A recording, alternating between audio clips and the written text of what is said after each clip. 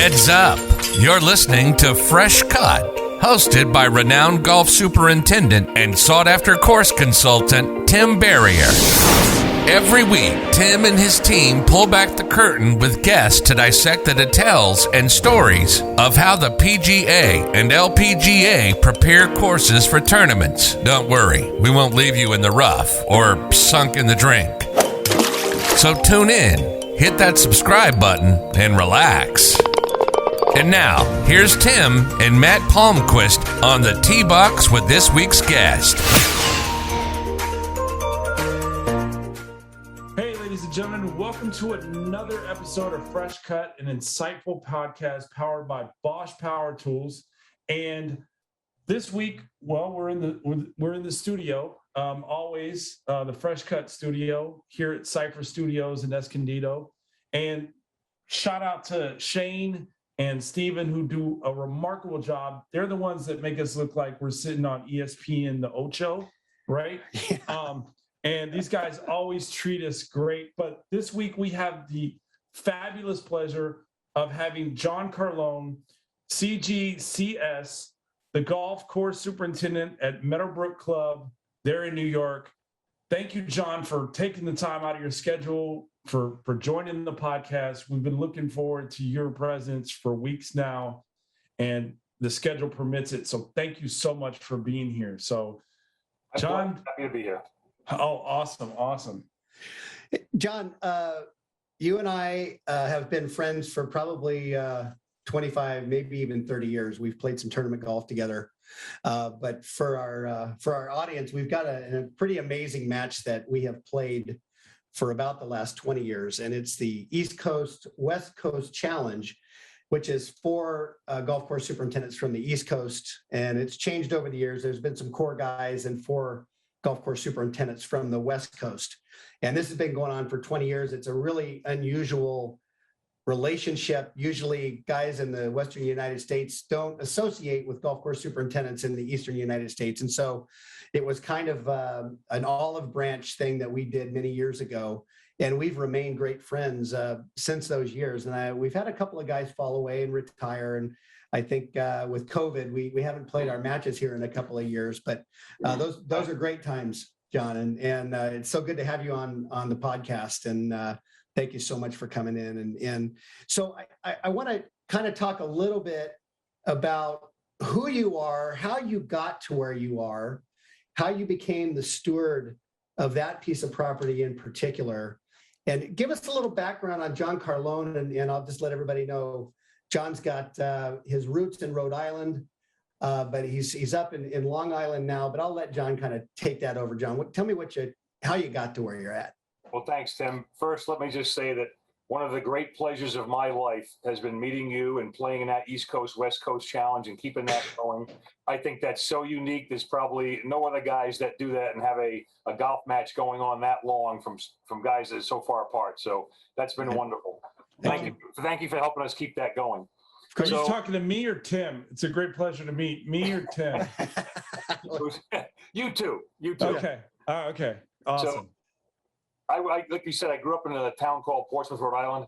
I played high school golf. I was on a high school golf team. And one of our great accomplishments was in 4 years of high school golf, we played 11 matches every year. We were 44-0. We never lost in high school. Wow. But unfortunately, we never won a state championship because the team from a couple of towns over in Barrington, Rhode Island, had a man on their team named Brad Faxon. So every year there was three conferences in the state. We won our conference 4 years in a row. They won their conference and they won the state championship. So that was the high school years. And then I went to the University of Rhode Island, and I originally was going to major in forestry. I wanted to be a park ranger and move out to Colorado and work at Yellowstone National Park. But when I found out that park rangers made about $12,000 a year, that ain't gonna work. That ain't gonna work. But is Yellowstone in Colorado? Maybe. Well, he was going to live in Colorado and make that drive every day. Okay. Might be Wyoming, Montana, wherever it is. I was going to go west. Yeah, you're going to go west. Okay. Get me out of here. But I played on a golf team, and I happened to meet by chance. Lucky for me, I met Dr. Scogli, Dr. Richard Scogli, who was the chairman of the turf department at the University of Rhode Island. and he said, "Gee, you play golf. You're interested in forestry. Why don't you try turf?" So I did. And my first experience working on anything to do with turf was at the turf research plots at the University of Rhode Island. And I guess it was 1980. So I ended up getting on the URI golf team. I played with another, part-time PGA Tour player there, P.H. Horgan III. Oh, yeah. Seeing his name around here or there. I played high school golf against him in Rhode Island. He went to Rogers. I went to Portsmouth. We were competitors. We were on the same team. So that's what I wanted to do. I thought I was going to be a golf pro. Problem was I realized I wasn't good enough because I could shoot 73 and 74. I couldn't shoot 66. In fact, I never did. Never happened. Oh, wow. So, it never happened. And I hated the practice. To be a golf pro, you got to love the practice and love to do it. And I would hit balls for 20 minutes and say, "Yeah, I'm done with this. Let's go drink beer." The last time I checked, that Faxon guy was a pretty good putter. He was a pretty good putter. Yeah. And, in high school, when I was shooting 77s and 78s and 79s and thinking I'm pretty good, he was already shooting 70, 71 when we were in high school. So he was above us all. And I found out pretty quick that if I was going to be a golf pro, I maybe could be a club pro. And then I realized I really didn't want to fold shirts and sell socks and find Mrs. So-and-so's lost umbrella. So I said, that ain't going to work. So it was very good timing, meeting Dr. Scogli, getting involved in the turf. I still played on the golf team. That was still fun. I actually played rugby my freshman year, and then I played golf for the next 3 years because after 2 broken noses and a concussion, I said, rugby ain't working anymore. Yeah. Just so everybody knows, John's about 6'4", about 240 pounds. He is not a small guy. His son Danny is about 6'4", 6'5", was a defensive end on the West Point football team. Right. And David's no small person either. So both these boys are big played guys. at Nassau Community College for a year, which he was a fullback at Nassau Community College, which was the #1 junior college in the country, but he had to get knee surgery. He's done. Yeah. Anyway, so that's kind of the growing up years. I graduated from URI in '83. Immediately got an assistant's job at the Stanwich Club in Greenwich, Connecticut. Wow. Working for Scott Niven, who's been there 40 years. He's been there for 40 years. I stayed there 2.5 years or 3 seasons, the 83, 84, 85 season. In November of 1985, a month after turning 24, I got my first superintendent's job on Long Island at Middle Bay Country Club, private 18-hole club on the South Shore of Long Island, surrounded by, we had bulkhead on about 50% of the property, 40% of the property, holding the land up. It was right on the bay, right on Middle Bay. Wow. I took over right after Hurricane Gloria in 1985, 30 trees down, uprooted weeping willows, saltwater intrusion. There was salt water sitting on the turf. It was a disaster, which turned out to be the best thing that could have ever happened to me, because turning it around and making it a really good golf course again with good turf kind of made a name for myself, and it probably got me the job where I am today. So yeah, John, let's go back to Scott Niven at Stanwich. Yes. Even on the West Coast, he's got a reputation, and that reputation is level of detail is like unmatched. His turf grass is just the stand of grass that the guy developed, and the level of detail. So I met Scott at the show a number of years ago. I really don't know Scott, but I'm acquainted with him. But is that something that was just left with you, that level of detail to be able to make sure that you understand and everybody understands that your name is attached to that product? Did you learn that there? Tim, it's funny you asked that, because in 2013, I was fortunate enough to get an award from the Metropolitan Golf Course Superintendents Association, the Sherwood Moore Award. And in my little acceptance speech, Scott was in the audience, and I said to him, "Scott, I still do things today after, I think at the time it was 30 years of being a superintendent, that I learned from you as an assistant." Right. And a lot of that was staff management, attention to detail, some of the aerification practices, whatever. But I still was doing things, and still do to this day, things I learned from him as an assistant. So yeah, it's right. He's a very detailed guy, big into research. He, when golf course management comes every month, he peruses that research. He has trials on his nursery himself. So Yeah. He could have been a professor if he wasn't a superintendent. Yeah. A true believer. I mean, like a real nerd. When you're reading that research edition that comes out, it's like, if you need to fall asleep at night, just get that thing going and you'll be out like a light. It's right up his alley. He loves that. And, right. But yeah, he's a very detail-oriented person and a really good superintendent that grows some great grass. And he's still there 40 years into it, huh? Yep, 40 years. Yeah. Wow, dude, is he probably going to be moving on soon? I would imagine. I would say a couple more years, probably. Well, if he has a nice summer like you guys just had, he might stick it out another. I tell you what, if every summer was like this, I could work 10 more years. Yeah. The hard part about where John is at, it's the Eastern Seaboard, and it's hot and steamy. And, you could be, but this far away from flying a load of rubber dog shit out of Hong Kong if the weather turns bad on you. So that's a little colorful language. Summers can be real snotty and nasty. Yeah. The nighttime temperatures and the humidity in July can give you some very short nights of sleep. Right.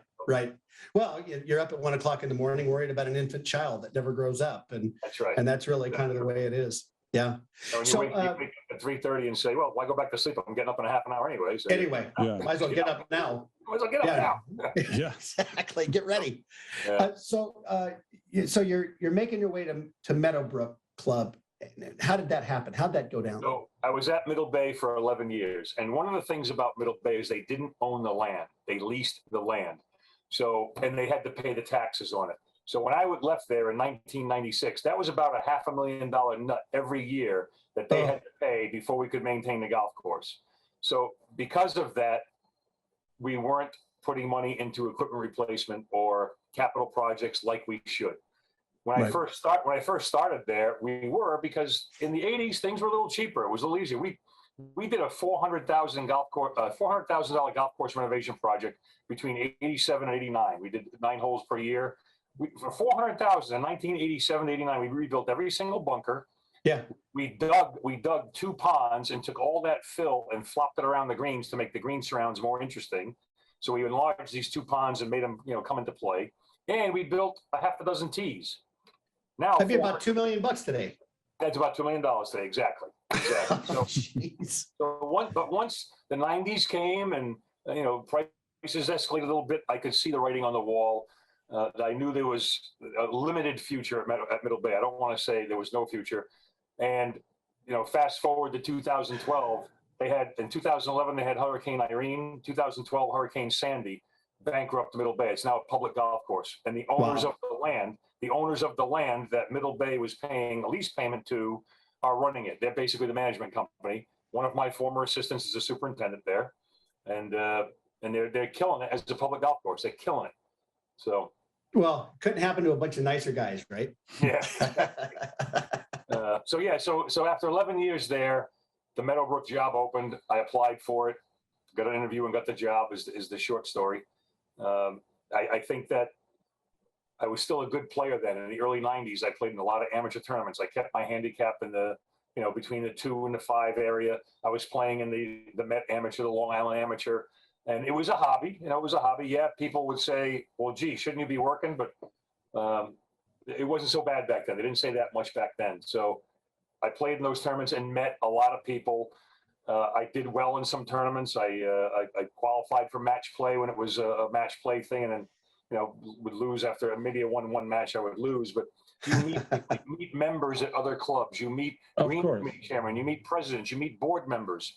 So I developed their relationship and developed a little bit of a reputation. So I think that helped me get the job at Meadowbrook. Wow. Well, golf is definitely a networking sport, right? Absolutely. So you took full advantage of that. Yeah. So then I got here in December 1st of 96, and the Meadowbrook hosted the PGA Tour Champions. Back then it was known as the Senior Tour.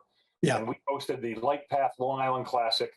They had hosted it since 1987, and I hosted 6 more of them from 97 to 2002. And in 2002, our contract ran up, and it had run its course. The members were sick of losing their course for 6 weeks every summer. It wasn't a big deal when they first started it. Meadowbrook only did 7,000 or 8,000 rounds there, but now we're doing 13,000, and they were busier in the summer, and they didn't want to give up their course for 6 weeks in the summer because it was 3 weeks of preparation. It was the week of the tournament, and then it was 2 weeks of breakdown. So Right. it was a 6-week inconvenience for the members. So that ended in 2002. So Yeah, when the tour shows up of any kind, and I've done some events as well, they leave you holding the bag, the TV crews, the breakdown of the bleachers and the towers, and they drive everywhere and they thrash everything. yeah, it's just a difficult thing to really absorb when you start getting it, every single year. And I feel really sorry for some of the guys that have these perennial, tour events at their places. And I know it's tough on them. But in the Northeast, my event was July 29th to August 3rd. It couldn't have been, or it was one year. It was August 23rd to the 27th. It couldn't. You're pushing those greens. The worst time. It was the absolute worst time to have an event here. Did you ever lose any turf because you had to push so hard because the tour made you get those greens up to 12 and 13 on the stimp meter? I lost the turf after the event when it would make it through the event, but then after the event, when you stop mowing for a while and try to get it back, it was shot. It couldn't make it. But I remember the first year I was here, we were still cutting greens at 120 with Jacobson Classics. Those old orange Jacobson Classics. And I remember Dennis Ledger, the PGA Tour agronomist, was here advance week. Every tournament has an advance week. And we were cutting greens at 120. I think we lowered them to 115, and everybody was like, "Oh my God!" Oh my God! Just to get the greens to 10, they had to be at 10 on Sunday of advance week, the day before the tournament started. And that's how hard it was. I had to borrow rollers. The side-to-side rollers were just coming out back then in '97. I had to borrow them. We didn't own them, so the local distributor let me borrow some, and we worked so hard just to get the greens to 10 for that tournament. Wow! Now you single cut and roll. Now you're 11 and a half. Yeah. Well, they're mowing these greens at well under 1/10 of an inch. Yeah. Well, there's a superintendent that used to be out here in San Diego. Gary Dalton was mowing his greens at 0.65. Wow. Kind of close to the coast. And you think, gosh, that's suicidal to bring the turf grass that low. But, it's better living through chemistry. He had unbelievable tools and was able to pull it off. So I have a question. So you mentioned right now that the week before the tournament, the greens had to be at a 10, correct? And forgive me, I'm not as knowledgeable as you are, but if the greens were not at a 10, what would the tournament officials do? I mean, they can't just throw the tournament out. Like what does it do if it's at a 9.5 for somebody that might not know? It was 1997, and not getting a 10 is not an answer. It's unacceptable. You would just keep cutting and rolling until you get there. Well, John, I think we need to explain what that means for kind of a layman golfer. So it's not they need to be a 10, like a 1 out of 10 in quality. It's the speed of the greens using a device called a stimp meter. Okay. And so today, tour greens roll at 13 feet, and John's talking about rolling the greens at 10 feet. So it's basically a device that has a notch in it, and you set the ball in the notch, and as you tilt this bar, it dislodges the ball, and it goes down this little ramp, and then you measure the distance that the ball rolls off the end of the ramp. And so what John's talking about is 10 feet is how far that ball would roll out on the stimp meter, STIMP meter. Okay. And so the way golf's evolved, in fact, that leads into our next question, the evolution of these grasses, the evolution of the superintendent and his skill level over the years. You've seen a lot go down since you've been in the business since the 80s. Yeah. But what happens now, Matt, is these greens are rolling 13, even 14 feet, when back then 10 and 11 feet was an acceptable speed for a tour event. Wow. And it just shows you the evolution and what's happened with these grasses. So, officially the question is, how's the reputation of the golf course, the evolution of Meadow Brook Club and the evolution of the grasses that you've worked with over the years, and the level of expectation that's been on the golf course superintendent in these fields of play. How's that changed over the years for you? Well, like I just said, we struggled to get the greens to 10 in 1997. Now with the changes in equipment, the changes in grasses, and the changes in top dressing and rolling, now we just single cut and roll, and we're at 11. Right. And if you want to get them for a weekend tournament or a member guest, you want to get them to 12 and a half, it's just an extra roll or something, or an extra cut. It's so much easier based on the things that have been developed over the years. So Meadowbrook is predominantly a Poa annua creeping bent grass golf course. I don't I don't overseed with a lot of bents. I live with the POA. I think POA is a great playing surface. It's a great putting surface. And the techniques are available now to keep it alive. It wants to die in the summer. It's an annual grass. So Right. the tools are there to keep it alive in the summer on greens and fairways. You know, you're collecting clippings. You're mowing lightweight mowing, so you're favoring the bent grass. But it's not like I'm wholesale overseeding and aerifying twice a year to encourage bent. I'm favoring it, but I don't mind the POA because we have tools to keep it alive now. So that's Right. not the grasses. We've done, you know, Meadowbrook had 2 locations. It was incorporated in 1881. They had their first golf course in 1916, designed by Devereux Emmett at a different location about 7 or 8 miles from here. In the mid-50s, Robert Moses, a Long Island developer, condemned the land to put a parkway through it, but he gave the club enough time to go purchase other land and build a new golf course and didn't put the parkway through the golf course until the other course, this one which we're on right now, was in play. And then they named it the Meadowbrook Parkway in honor of the club because they kind of took over the golf course.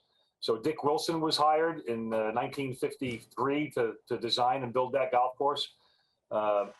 Dick Wilson was a great architect. He was probably ahead of his time with strategy. He was one of the first architects to really incorporate strategy into design and not just, you know, beauty and using the land. He used the land better. So, you know, he had, rumor has it, the problem was he died very young. He died in 1966. I think he was 63 or 64 or 65, somewhere in that neighborhood. And rumor has it he was just a really bad alcoholic and he didn't make it. So there's several funny stories I've heard about him. I'm not going to get into them now unless you want me to, but there's... No, get into them. I want to hear this stuff. This is what golf's about. There's one famous story about Dick Wilson checking into a hotel in Miami. He designed the original Doral. And yeah, I think it was Joe Lee. It might have been Von Hagee. I'm not sure who the other architect was that was working for Dick Wilson at the time, but he was at the front desk registering. He turned around and there was Dick Wilson peeing in the fountain in the middle of the lobby of the hotel.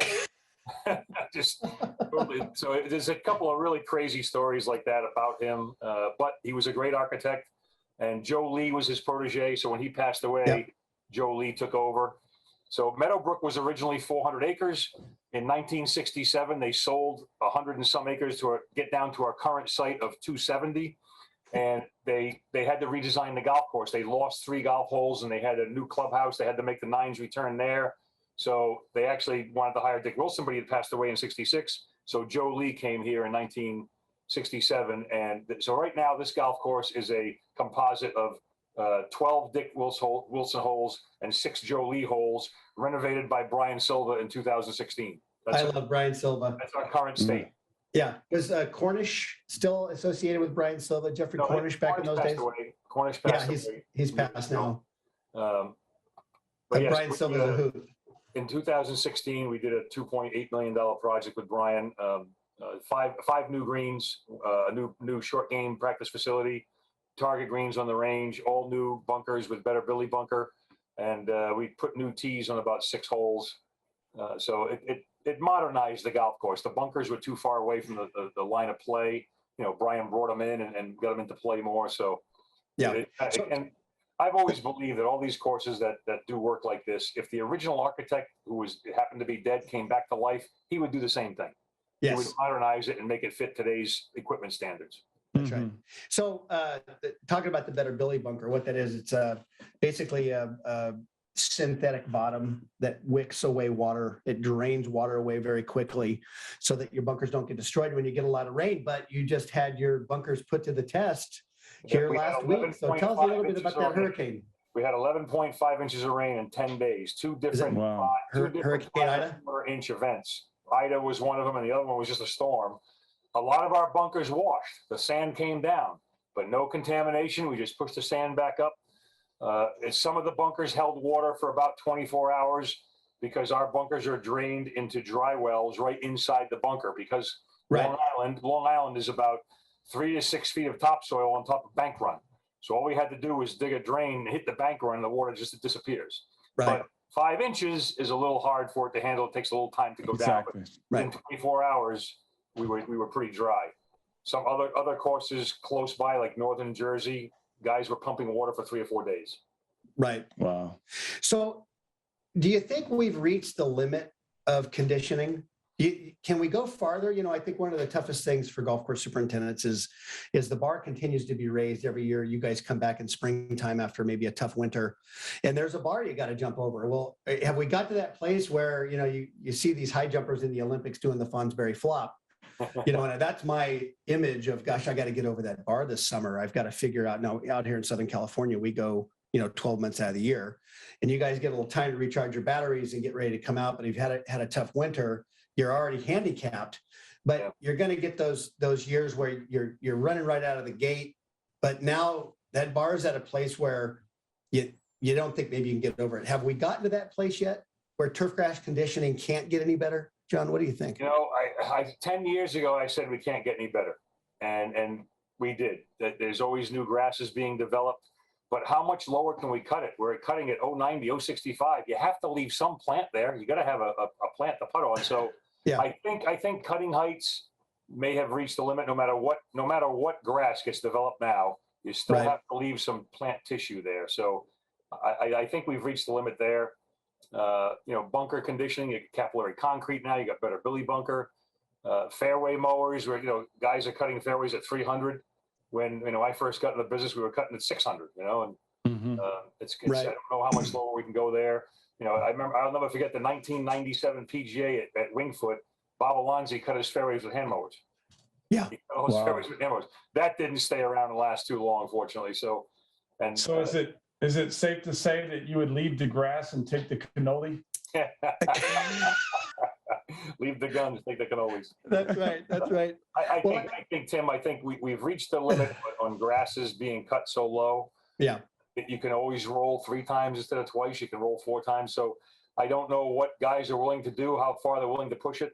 Yeah. The labor market is very difficult right now. Everybody I talk to is 5 or 6 men short. I don't see that changing. I don't see the universities turning out turf students like they used to. Right. So that is going to be the limiting factor. Labor, to me, is going to be the limiting factor in the future, not the grasses or the equipment. It's going to be the labor to do it. Well, I think we've got some interesting things coming in the technology front. They're talking about automated mowers that leave your shop in the middle of the night at midnight and mow fairways. I know John Deere's got automated technology already. And so as it becomes more and more difficult to find labor, and I know a lot of superintendents hire firemen that are off, 2 or 3 days a week, or they hire teachers that are off for the summer, and they get very creative with trying to attract, really intelligent, smart people to come and operate these $60,000, $70,000 mowers. Right. But I think we know, there's greens mowers that are automated. It takes one guy to get it going, and he can be changing the hole and raking the bunker, while these robotic mowers, I think that company has since gone out of business, though, as far as that component of it. Was Cub Cadet, I think, had the robotic mowers. And I think that Cub Cadet is still around. They just stopped producing it just overnight. We're taking it off the market. It's done. Yeah, very expensive. It has to happen. It has to happen in the next 10 years. I might not see it. My career will be over in this business, but I think in 10 to 15 years, they're going to have robotic mowers, because nobody's going to want to do this anymore. We're going to be automated. You know what we got to do? We got to talk to our good friends at Bosch Power Tools to see if they can come up with a solution. So, that's a really good call. That's a pretty techie company back there in Germany. They're pretty sharp with their stuff. Well, John, we're getting to the end of the interview, but I do want to make sure that I give a shout out to your family. Leslie and your boys and your daughter been there with you this entire time, and being a golf course superintendent is not an easy thing. It's not easy for the families. It's a lot of hours, and because of the nature of the golf course superintendent generally is a fairly OCD individual, and I'm not talking about you. Yes, I am talking about you. We wear our hearts on our sleeve. Our product is out there for everybody to see every day. But what can you tell me about how your family supported you over these years? Well, like you always say to me when we meet each other in California, whenever I come out there, you always notice Leslie's halo, my wife's halo around her head. Yes. She is a saint for putting up with me for 34 years. There was a lot of times where she would take the kids in the summer and go visit her sister. I stayed here and worked. Right. And even right now, as we speak, she's on her way back from Rhode Island from taking care of my 94-year-old mother, taking her turn with my sister and my nephew's fiance, taking care of my 94-year-old mother. So she has a halo on, and she's been the best. And I would not be where I am today without her.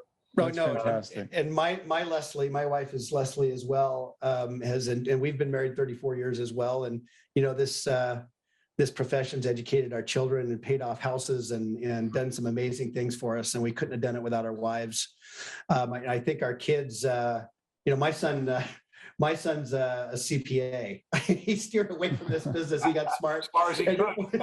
as far as he could. He saw his old man coming home all stressed out. I feel left out because my wife is not named Leslie. So, shout out to my wife, Tessa. She puts up. But you're not a golf course superintendent. All superintendents' wives are named Leslie. I'm not. So, but yeah, just wanted to send a shout out to my wife. So, I had the great fortune also at Meadow Brook to live on the property. They provided housing as part of the job. And with small kids growing up, that was a great asset for me to stay involved in their life. I would get them off the bus. When they came home from school, I put them on the bus in the morning, and I always drove them to the bus stop in my golf cart, and all the kids were in the windows of the bus looking at the golf cart. That's cool. Wow, Yeah. how cool is that?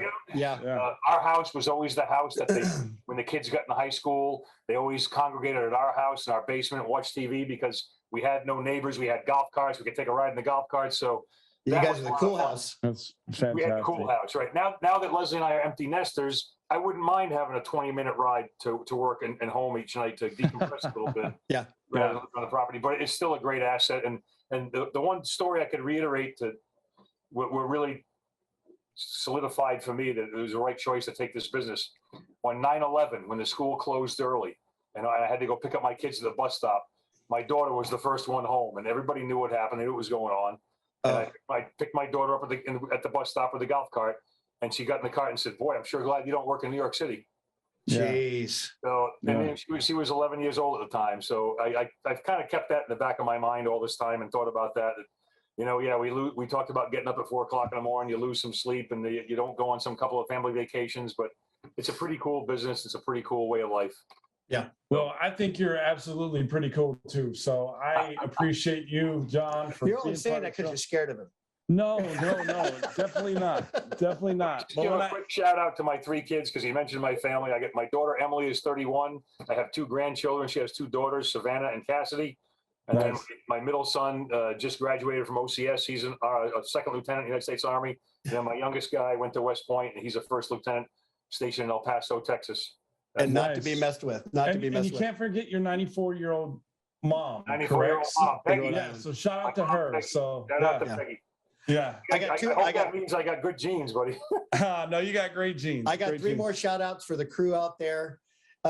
Timmy O'Neill, Les Kennedy, John Streeter, and who am I forgetting? Johnny out at Johnny Genovese. Johnny Genovese out at Maidstone. Yeah. Oh my gosh. I can't wait to go out to New York with you guys, and we can go to some Italian spot that's got Spark low Steakhouse. light. We'll go to Italian Spark spot. Steakhouse in the city. Can we eat on the sidewalk like the Sopranos? Not at Sparks. But tell him the story. I got to be honest with you. Right now, New York City is not the place to go. You got to wait about a year. Let this situation get under control, and then. Well, we'll get out there soon. So we appreciate you taking the time, joining us on the show, and we wish you the best of luck. My pleasure, guys. Thank you very much for having me. Johnny, we'll talk to you soon. Thanks so much for coming in. Hey, and ladies and gentlemen, thank you for joining us this week for a great episode with John Carlone on Fresh Cut Podcast. Tune in next week. We're going to have another unbelievable guest, and we'll see you soon. Thanks, folks. Take care. Bye-bye.